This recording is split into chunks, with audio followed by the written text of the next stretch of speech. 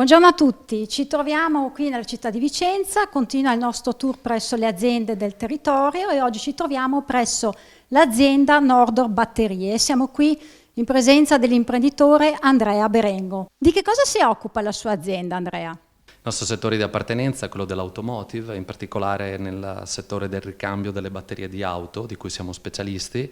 Lavoriamo anche con diversi primi equipaggiamenti in aziende che sono aziende di eccellenza in Italia. Come ha affrontato la crisi la sua azienda?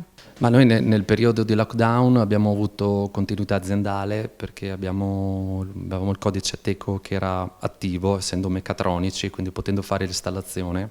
Noi ci siamo dovuti completamente riorganizzare sia internamente, abbiamo creato 2 squadre in modo tale da avere sempre comunque tra virgolette una squadra sana nel caso in cui ci fosse stato qualche contagio.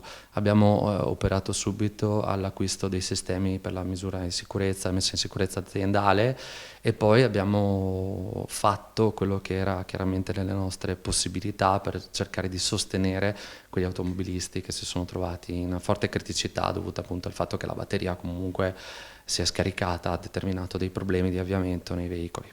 Signor Andrea, che cosa si sentirebbe di chiedere al governo? A questo governo io chiedo semplicemente di passare dalle tante parole finalmente ai fatti. La gente ha bisogno di risposte, le aziende hanno bisogno di risposte che siano risposte concrete. Se dovesse dare un voto al nostro Premier Conte, che voto gli darebbe?